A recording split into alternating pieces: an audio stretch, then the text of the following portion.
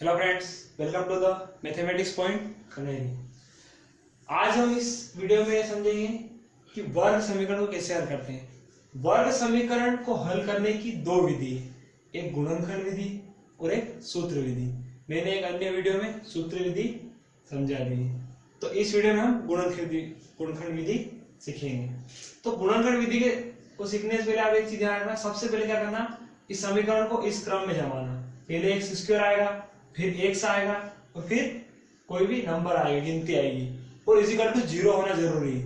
अगर 0 नहीं होता तो हम संख्या को इधर उधर करके कैसे भी करके समीकरण के बराबर के उधर 0 लाते हैं। उसके बाद क्या करना है कि सबसे पहले फर्स्ट संख्या का लास्ट संख्या से गुणा करना है, मतलब एक्स को छोड़ के इसका जो गुणांक है उसका गुणा करना है। एक्स का गुणांक क्या है, यहाँ पे कुछ नहीं है, 1 है, तो 1 का गुणा हमें 3 में करना है। तो क्या आएगा, प्लस के 3, क्योंकि दोनों ही चिन्ह प्लस के।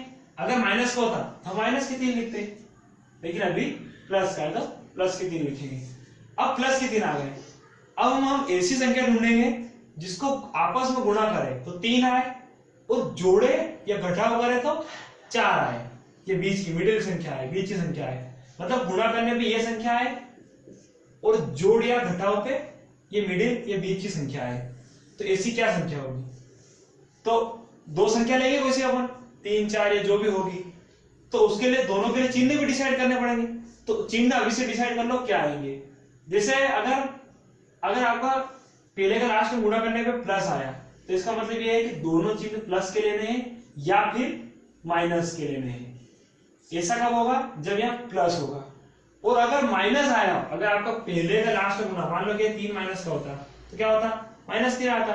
अभी प्लस का -3 आता, तो -3 आता क्या, या तो एक प्लस लेते एक माइनस, या एक माइनस और एक प्लस लेते। ये कब लेते हैं, जब माइनस का होता है, और ये जब प्लस का होता है। इसके बाद अब वो संख्या ढूंढनी है जिसको गुणा करे तो 3 आए और जोड़े या घटाव करे तो 4 आए। अब जोड़े या घटाव में से क्या करना है, जोड़े या घटाए, उसके लिए भी एक ट्रिक है। क्या आप देखो, आपके यहाँ काय का चिन्ह है, अगर ये प्लस का चिन्ह है तो जोड़ के 4 लाने, मतलब जोड़ करके ही 4 लाने। अगर ये माइनस का चिन्ह होता तो घटा के -4 लाने, मतलब गुणा पे तो 3 लाना है, ये दोनों कंडीशन है, गुणा पे 3 ही लाना है, लेकिन जोड़ने पे कब लाना है, जब ये चिन्ह प्लस का हो तो जोड़ने पे 4 लाना है, तो अगर माइनस का होता तो घटाने पे। अभी हमें ये हल करना है, इसलिए इसकी कोई जरूरत नहीं। अब इसके बाद ये देखना है कि इन दोनों में से कौन सा चिन्ह लेंगे, तो उसके लिए क्या करना, बीच में देखना कि बीच में क्या चिन्ह है। अगर ये माइनस का चिन्ह है तो दोनों चिन्ह माइनस का लेना, अगर यहाँ प्लस होता तो हम ये दोनों चिन्ह प्लस के लेते। अभी माइनस का है तो हम दोनों चिन्ह ये लेंगे। अब संख्या ढूंढो, संख्या क्या होगी, तो संख्या 3 और 1 होगी। 3 में 1 का गुणा करते हैं तो 3 आता है, और 3 में 1 जोड़ते हैं तो क्या आता है, 4। तो अब ये यहाँ माइनस का चिन्ह है तो हम दोनों ही चिन्ह माइनस करेंगे, मतलब 3 भी माइनस करेंगे और 1 भी माइनस करेंगे, तभी -4 आएंगे। ये अगर मान लो कि माइनस का होता है ये, तो फिर कैसे पता चलता है इन दोनों में से कौन सा ले, तो उसके लिए ये देखते हैं कि माइनस या बीच में संख्या एक ही। अगर बीच में संख्या माइनस की होती तो बड़ी संख्या फिर माइनस की लेते, यूं नहीं कि ये ले, ऐसा नहीं होगा। इसमें देखने का तरीका अलग होगा। इसमें देखना पड़ेगा कि अगर माइनस की संख्या होगी यहाँ तो बड़ी संख्या माइनस लेनी। मान लो कि 3 और 1 लेते तो माइनस का 3 लेते और प्लस का 1 लेते। ऐसा जब करते जब यहाँ माइनस होता, इस वाली कंडीशन में। अभी यहाँ प्लस है, अगर मान लो कि यह प्लस होता इस वाली कंडीशन में, तो हम बड़ी संख्या प्लस के, छोटी संख्या माइनस के लेते जब ये कंडीशन होती है।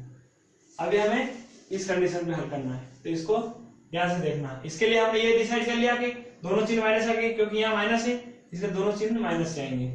तो हमारी संख्या क्या हो गई, -3 गुणित प्लस का 1 बराबर माइनस के 3, सॉरी यहाँ प्लस आएगा, ये हमारा -4 हो गया। ये गुणा के लिए तो गुणा से 1 हो गया कि 3 × 1 हमारा 3 हो जाएगा और ये -4 हो जाएगा, दोनों चिन्ह माइनस लेने का। अब क्या करना है कि x² जैसा कैसे आएगा, इसके बाद -3 x लिखना जरूरी है, इसके साथ भी और इसके साथ भी। अब इनको आगे पीछे ले सकते हैं, पहले 3 लिख लो, 1 लिख लो, जो भी आगे पीछे लिखना है वो लिख सकते हैं। अब -1, यहाँ भी x लिखना जरूरी है। अब 1 से तो अपन लिखते नहीं, 1 मिटा सकते हैं, सिर्फ माइनस एक्स भी और एक एक्स एक ही बात होती है, इसलिए सिर्फ एक्स। और 3 भी हमेशा उतरेगा ऐसा कैसा, इनमें कोई चिन्ह परिवर्तन नहीं होगा दोनों में, ये दोनों ऐसे उतरेंगे और ये दोनों हमारे इस एक के टुकड़े हो जाएंगे। यहाँ देखो आप -3x और -x 4x होते हैं माइनस के, मतलब ये चेक भी कर सकते हैं अपने टुकड़े सही किए या नहीं। इन दोनों को हमने जोड़ा तो माइनस माइनस जुड़ गए, चिन्ह माइनस का आया और 3 और 4 हो गए। इसके बाद अगली स्टेप है हमारी कॉमन लेना, इन दोनों में से कॉमन लेना। इन दोनों क्या कॉमन है, x कॉमन है, यहाँ भी x है यहाँ भी x है, x बाहर आ गया तो अंदर x बचा और यहाँ माइनस ऐसा और यहाँ से x चला गया तो क्या बचा 3। अब इन दोनों में क्या कॉमन है, कुछ भी कॉमन नहीं है। तो जब कुछ भी कॉमन नहीं होता तो एक कॉमन होता है, पर यहाँ माइनस का चिन्ह पहले आ गया तो हम -1 कॉमन लेंगे। अब क्या बचा अंदर x, लेकिन यहाँ ध्यान रखना यहाँ प्लस नहीं आएगा क्योंकि हमने माइनस चिन्ह जब कॉमन लिया है नहीं तो अंदर का चिन्ह बदलता है। वैसे ही प्लस आता तो अब माइनस आएगा, उल्टा चिन्ह आएगा हमेशा। अगर यहाँ प्लस होता तो जो है वही आता, माइनस होता तो माइनस आता, प्लस होता तो प्लस आता। लेकिन अब ये माइनस आ गया है नहीं तो इसके विपरीत चिन्ह आएगा, यहाँ प्लस है माइनस आएगा, यहाँ अगर माइनस होता तो उल्टा प्लस आता। ऐसा कब होगा, जब ये चिन्ह माइनस का होगा। और इसके बाद ये दोनों हमेशा बॉक्स एक जैसे आएंगे। अगर ये दोनों एक जैसे हैं मतलब यहाँ तक का सवाल सही है। तो अब इन दोनों में से ये कॉमन आ जाएंगे तो x - 3 एक बार आ जाएगा और एक में ये दोनों आ जाएंगे x और -1, x और -1। ये तो हमारे इसके दो रूट ये कोष्टक बन गए। इसके बाद भी इसको हल करते हैं, इनका अगर मान निकालना हो तो इनके बराबर में 0 रखो। मैंने -x - 3 के इक्वल टू 0 रखा तो x का मान यहाँ से क्या हो जाएगा -3 हो जाएगा प्लस हो जाएगा, तो एक मान हमारा x इक्वल टू 3 हो जाएगा। और दूसरा मान एक बार इसके सामने 0 रखो, x - 1 इक्वल टू 0 तो x इक्वल टू 1 तो जाएगा प्लस हो जाएगा। ये हमारा दूसरा आंसर। Thank you.